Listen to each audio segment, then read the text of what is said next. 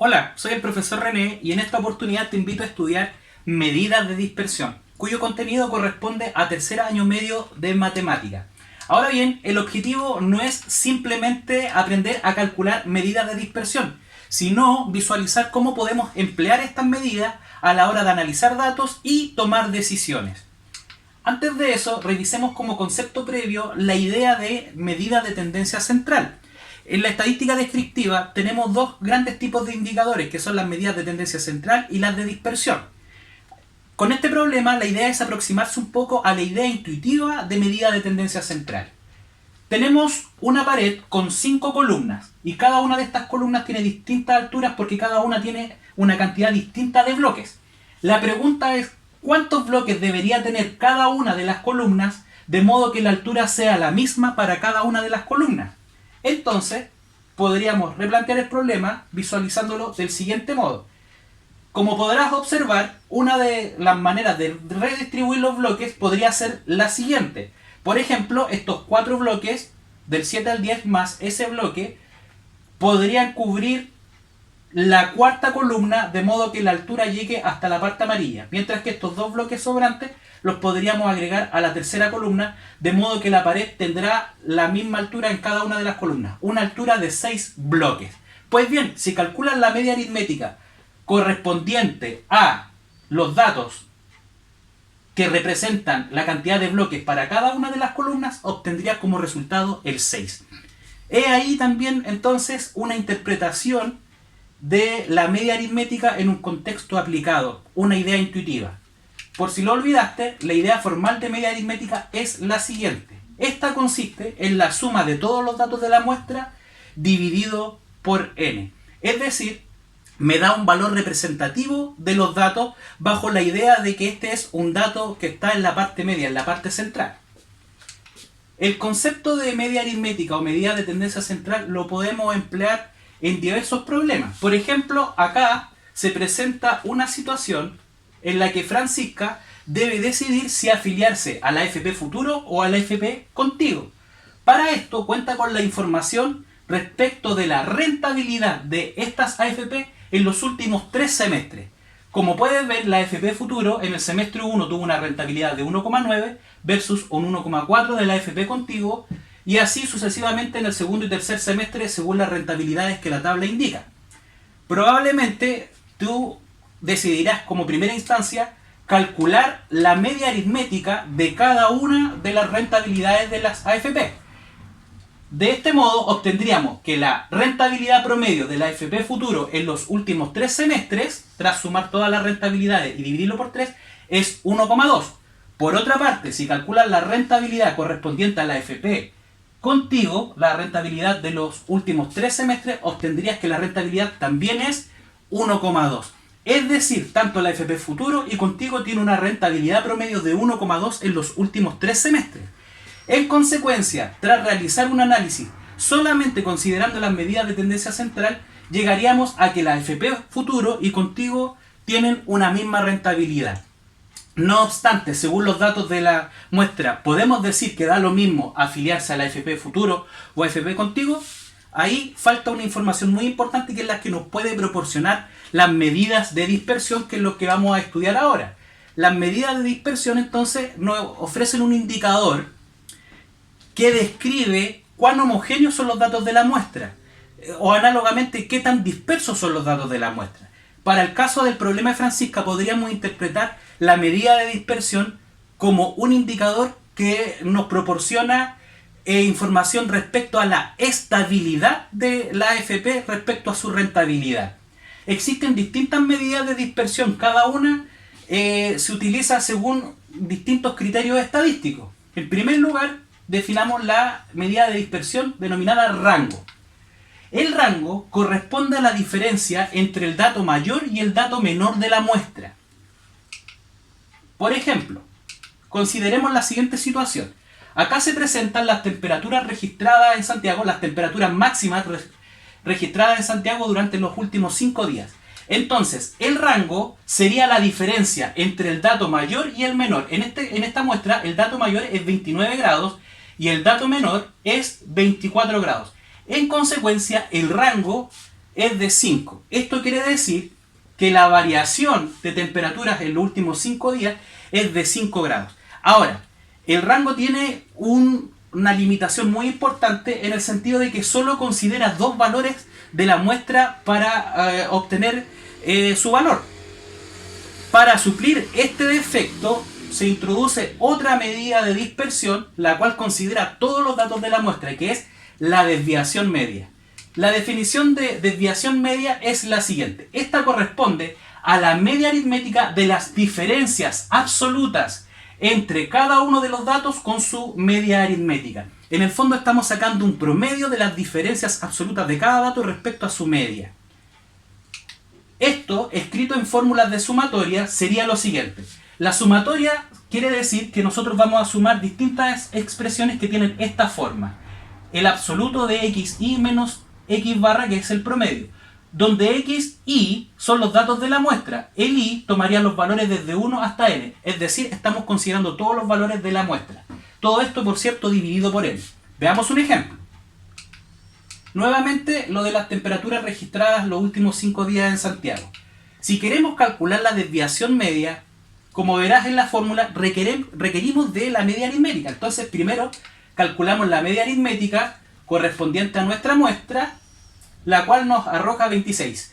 O sea que en los últimos 5 días en Santiago la temperatura máxima tiene un promedio de 26 grados. Luego, al hacer el desarrollo de esta expresión, tenemos que la desviación media es el valor absoluto del primer dato de la muestra menos el promedio, que es 26, más la diferencia absoluta del segundo dato de la muestra menos 26, que es el promedio, y así sucesivamente hasta el último dato de la muestra, que es 25 menos 26. Por si lo olvidaste, estas barritas corresponden a la función valor absoluto. ¿Cómo actúa la función valor absoluto? Calcula 24 menos 26, que es menos 2, pero el valor absoluto de menos 2 es 2.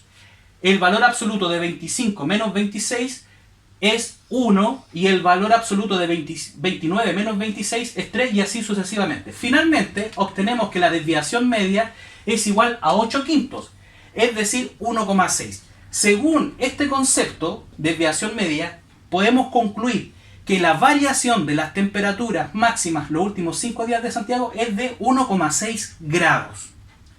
Ahora, por el hecho de emplear el valor absoluto, resulta quizás un poco limitante en el sentido de que la función valor absoluto es una función definida por rama. Quizás no es la función más bonita desde el punto de vista matemático.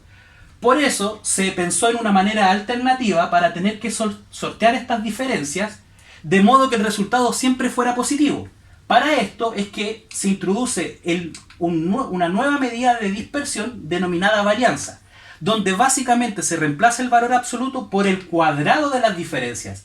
Es así como la definición de varianza es que corresponde a la media aritmética de los cuadrados de las desviaciones de los n datos. Por cierto, desviaciones se refiere a la diferencia entre cada dato y la media aritmética.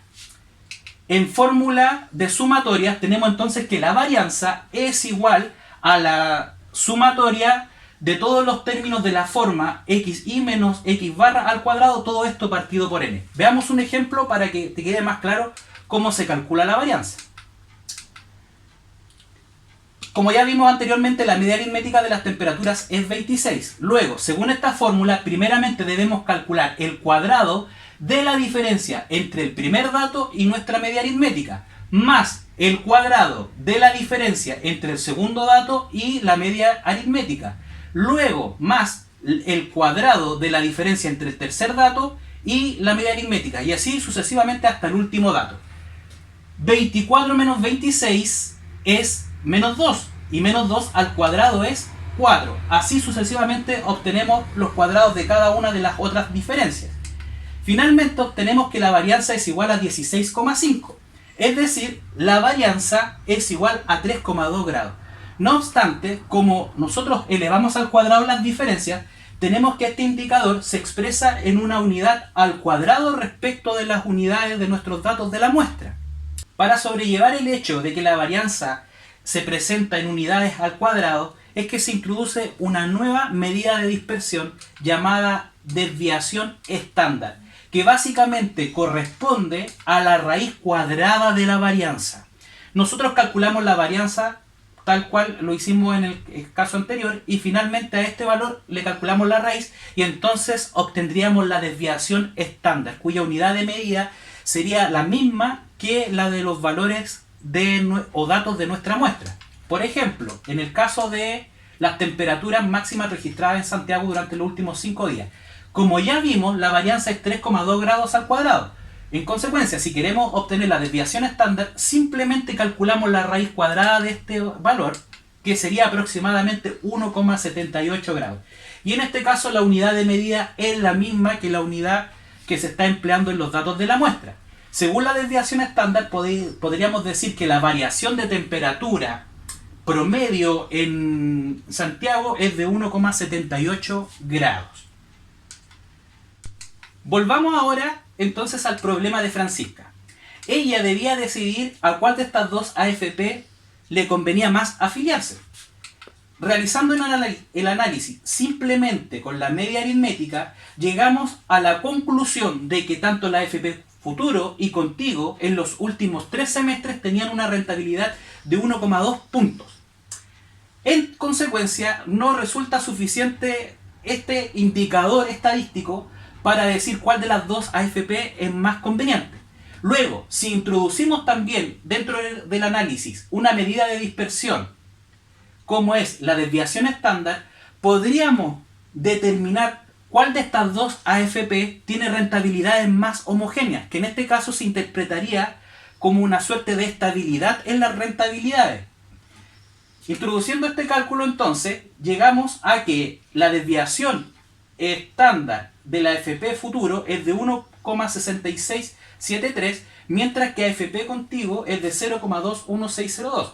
Si se fijan, este número es más pequeño, lo que significa que la rentabilidad de la AFP Contigo tiene menos dispersión, es decir, estos datos son más homogéneos, cuya interpretación podría corresponder precisamente a que esta AFP Contigo tiene una rentabilidad más estable en el tiempo.